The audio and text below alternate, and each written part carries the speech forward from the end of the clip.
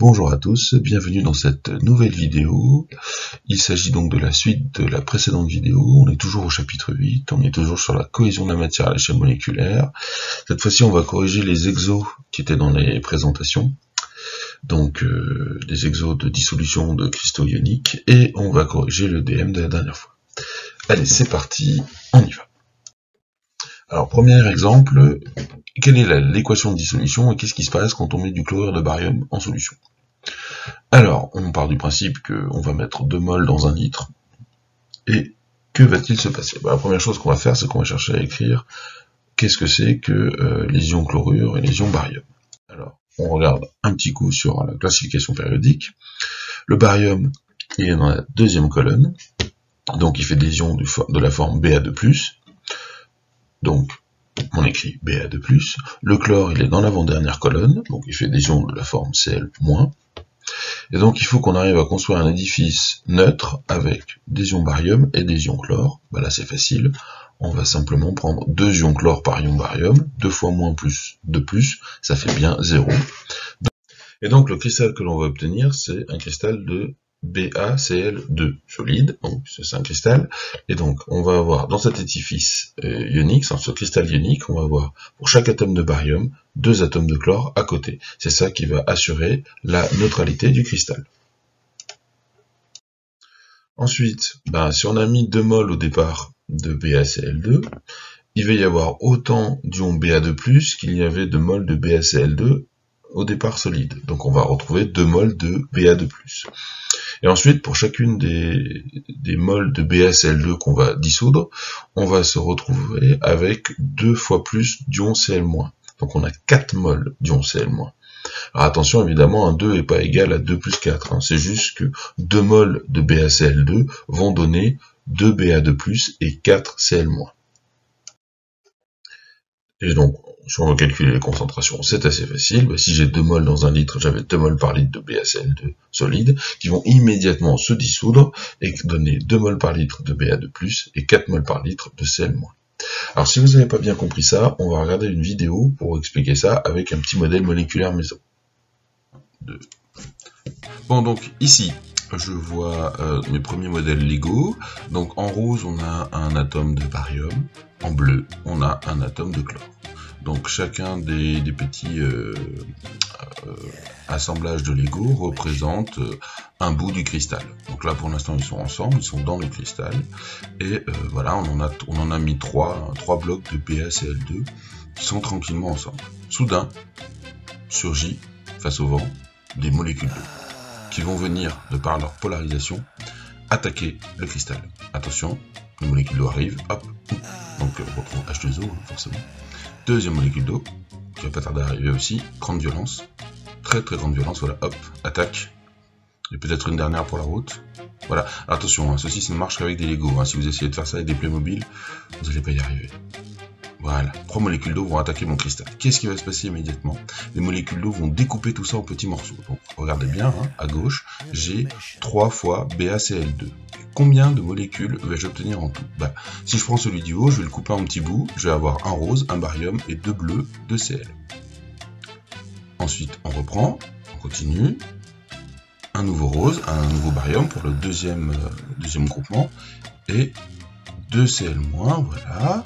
Et enfin, pour le dernier, un petit rose, un barium et 2 Cl-. Donc j'ai bien 3 Ba2+, et 6 Cl-, alors qu'au départ, j'avais 3 fois BaCl2. Bien, maintenant que vous avez compris, on peut dérouler le système à l'infini. On va prendre le sulfate d'ammonium. Alors, pareil, on regarde sur Wikipédia, dans un livre de chimie. Sulfate, c'est quoi? C'est SO4-, c'est un ion. Et l'ammonium, c'est quoi? C'est un ion NH4+. Voilà. Donc là, une fois qu'on a les deux espèces chimiques, on n'a plus qu'à calculer comment faire pour que ça se soit neutre. Pour que NH4+, et SO4-, soient neutres, il faut qu'on mette 2 molécules NH4+, pour chaque molécule SO4-. Donc, c'est pour ça qu'il y a un petit 2 devant l'ion NH4+. Et donc, le modèle, le cristal ionique qui correspond, c'est celui qui est écrit à gauche, NH4 2 fois, 2 molécules de NH4 pour une molécule de SO4, SO4 solide. Donc cet cristal de NH4 2SO4 solide, il va se dissocier et donner 2 NH4+, 2 molécules positives et une molécule, un anion négatif, SO4 de moins. Pareil, si on met 2 moles du cristal au départ, on va se retrouver avec 4 moles de NH4+, et 2 moles de SO4 de moins. Et les concentrations se calculent naturellement en divisant par le volume de la solution qu'on a utilisée. Et on se retrouve bien avec 2 fois plus de concentration en NH4+, qu'en SO4 de moins. Allez, on continue. Carbonate de calcium, pareil, 2 moles par litre. Bon, on reprend la classification périodique. Le calcium, bon, ça va faire Ca2+. Et l'ion carbonate, on peut le trouver, CO3 de moins. Donc là, si je veux construire un édifice atomique, un cristal ionique, pardon, avec Ca2+, et CO3 de moins, bah, j'ai 2+ d'un côté et 2- de l'autre, il suffit que je les mette dans les proportions 1 pour 1. J'obtiens un cristal de carbonate de calcium.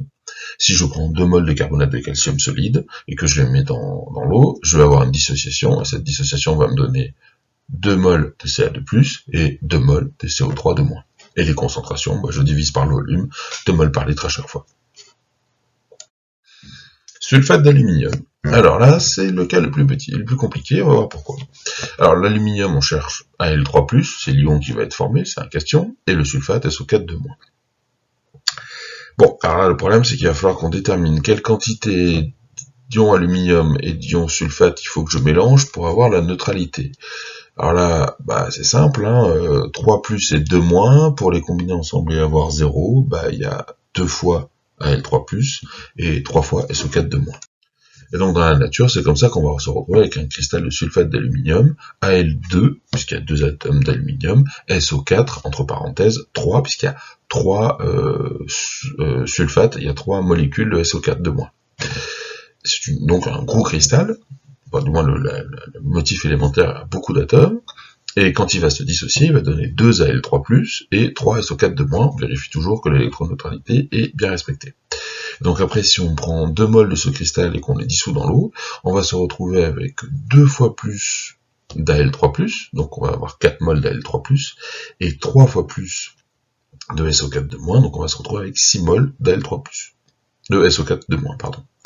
Et donc à la fin, les concentrations, ça sera 2 moles par litre au départ pour le Al2SO4-3, qui va se dissocier pour former 4 moles par litre de Al3+, et 6 moles par litre de SO4 de moins. Bien, donc voilà ce qui conclut notre partie sur les équations de dissolution. J'espère que tout est clair, et puis si vous avez des questions, n'hésitez pas à les poser en commentaire, ou éventuellement s'il y a un exemple d'équation de dissolution que vous n'arrivez pas à écrire, bah vous demandez, et puis on tâchera de répondre, soit moi, soit un de vos camarades qui a mieux compris.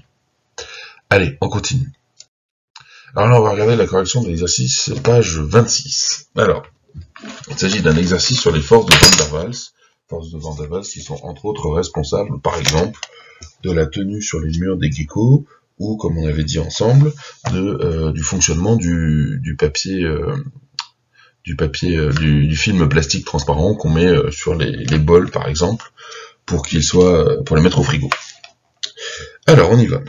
Première question, parmi les deux solides schématisés ci-dessus, quel est le solide dont la cohésion est assurée par les forces de Kissom? Alors, force de Kissom, donc c'est une des forces de Van der Waals. Van der Waals, c'est une famille de forces. Et la force de Kissom, ça on vous dit que c'est une interaction dans le texte, une interaction électrostatique attractive entre dipôles permanents.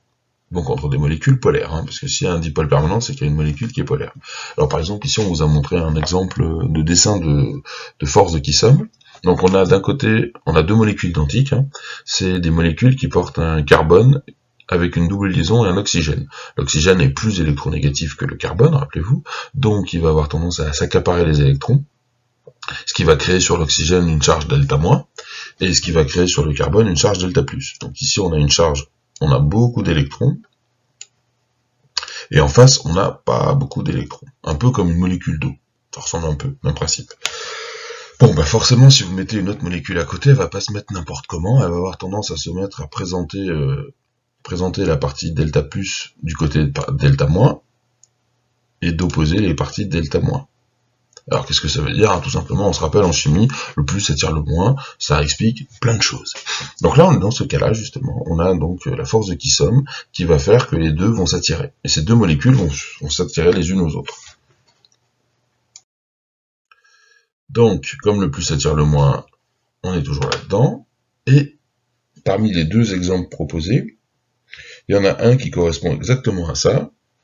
Est-ce que c'est le modèle moléculaire du chlorure d'iode ou du solide moléculaire d'iode? Eh bien, c'est le chlorure d'iode.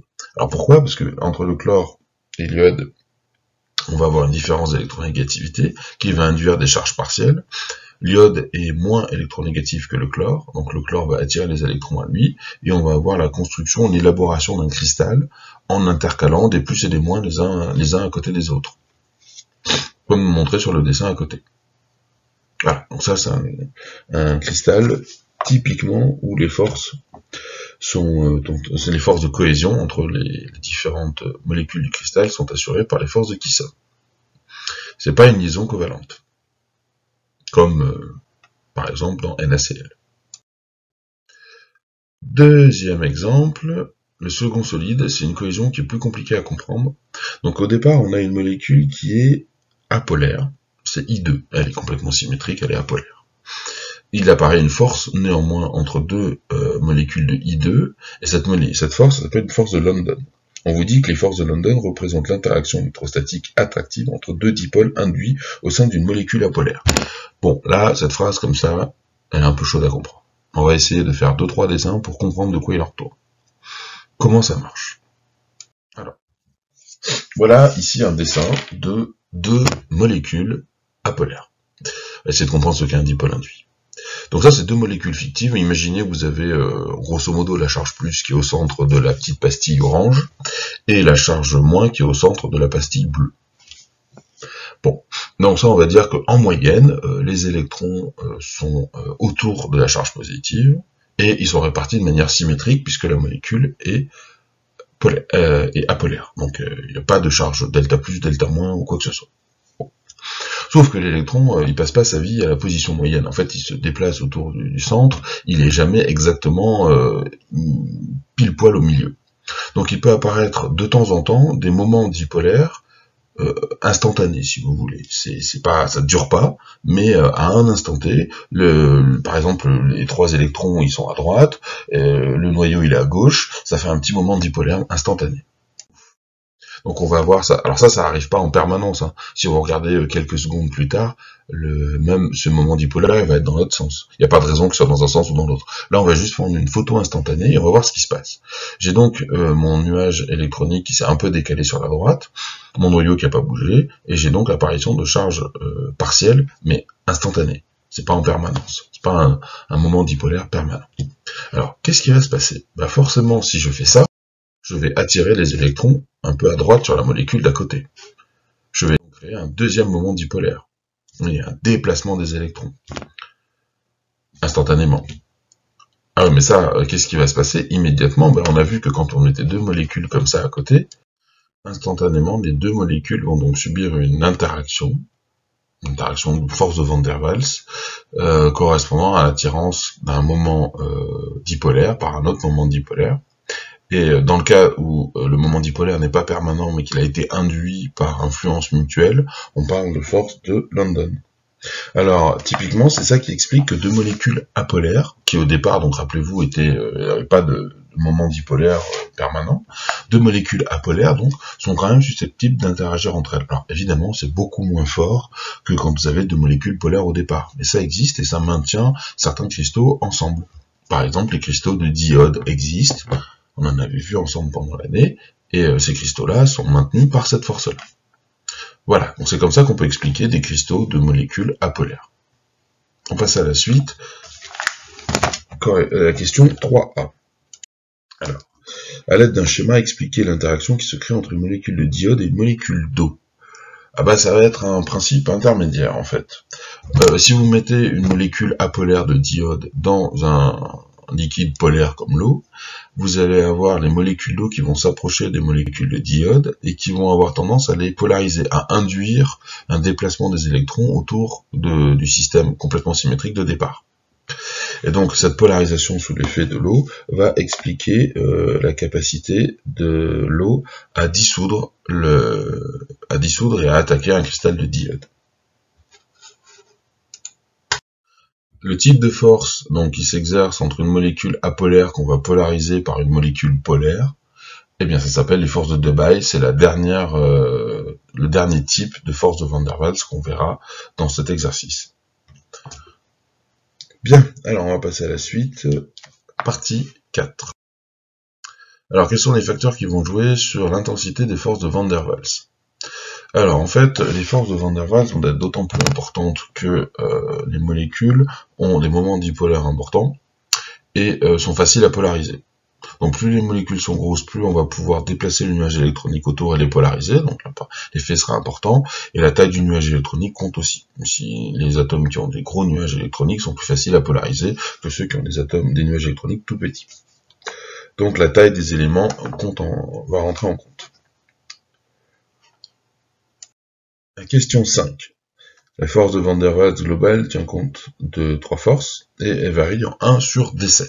Alors la question qu'on vous pose c'est par combien est divisée la force si la distance D entre deux molécules est multipliée par 2. Alors si on écrit que la force donc, varie en 1 sur D7, on va écrire que la force pour D fois 2, elle varie en 1 sur D fois 2 puissance 7, forcément. Après, 1 sur D fois 2 puissance 7, c'est 1 sur D puissance 7 fois 1 sur 2 puissance 7. Et on retrouve donc ici ce terme, ce n'est ni plus ni moins que F de D, c'est la force à une certaine distance D, et le facteur multiplicatif, c'est celui-ci, 1 sur 2 puissance 7, c'est-à-dire 128.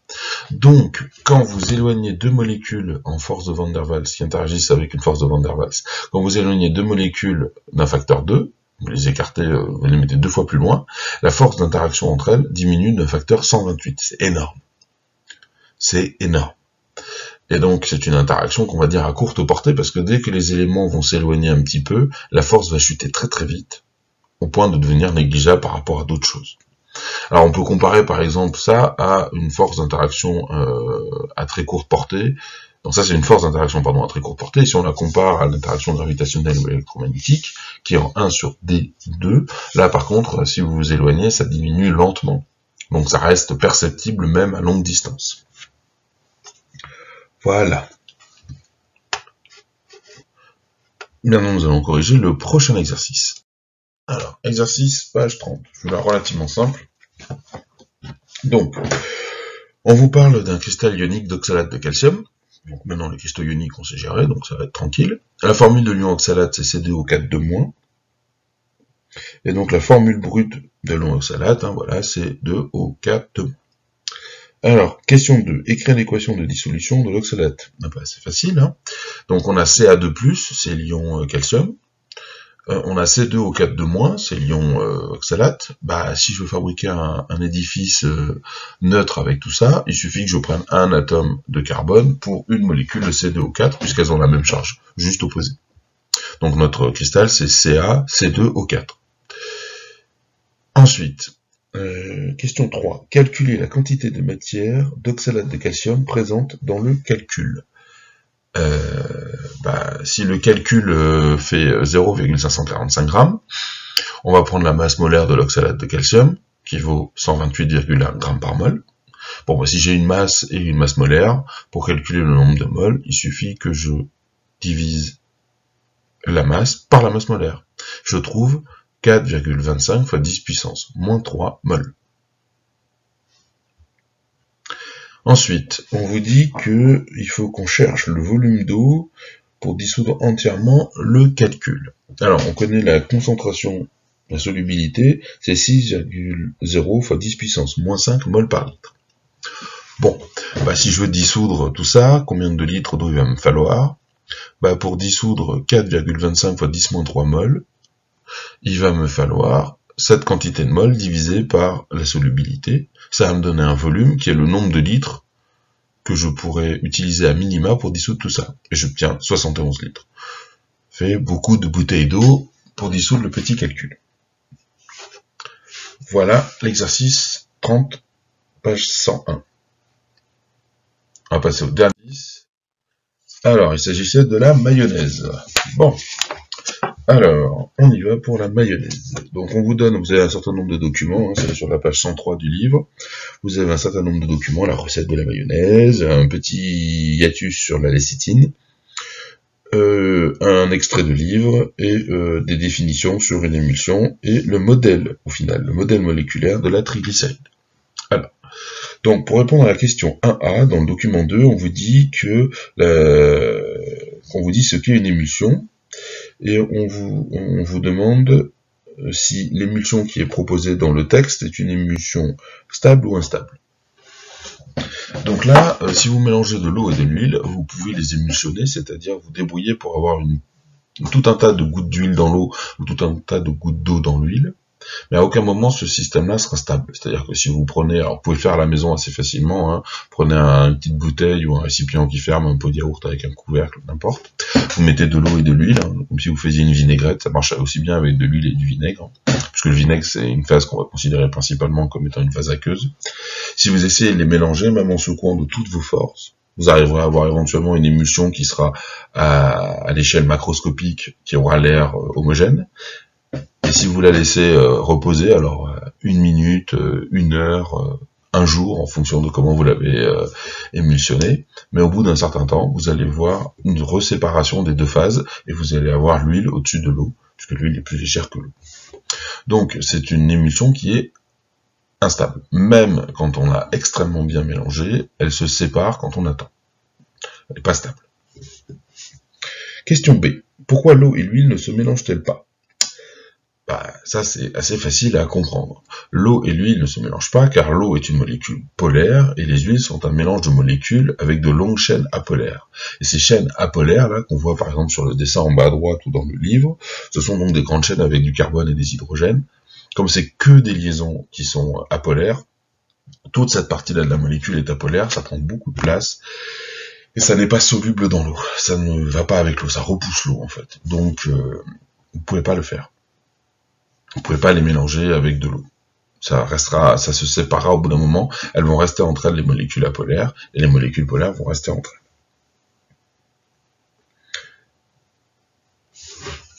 elles. Ensuite, on va passer à la question 2. Alors, question 2, pourquoi la mayonnaise est-elle une émulsion ? Finalement, quand on regarde ce que c'est qu'une mayonnaise, c'est un corps gras, donc la phase, l'huile qu'on met dans la recette, hein, un corps gras mélangé à de l'eau contenue dans le jaune d'œuf et dans la moutarde. Et donc, ce truc-là, ce mélange est mélangé activement, de manière à obtenir un nouveau mélange homogène, qui a une consistance très différente. Vous pouvez tester la viscosité de la mayonnaise, c'est pas du tout la même que celle de l'huile ou de la moutarde. C'est plus proche de celle de la moutarde, mais ça coule pas du tout. Si vous avez bien battu une mayonnaise, vous pouvez retourner le bol, elle va pas tomber tout de suite. Et si vous l'avez vraiment bien battue, elle va mettre un vrai moment à couler. Donc cette mayonnaise, elle a des propriétés différentes des constituants qui la composent.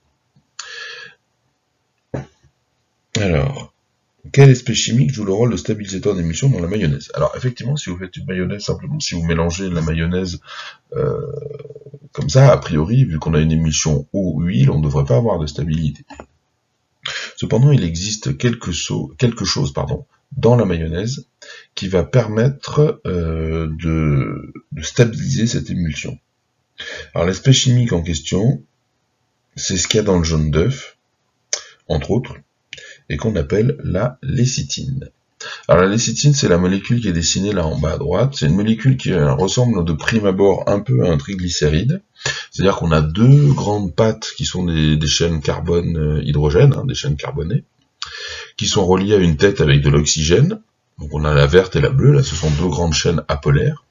Mais on a la troisième patte de cette molécule, c'est pas une chaîne carbonée, c'est au contraire quelque chose où il y a des ions...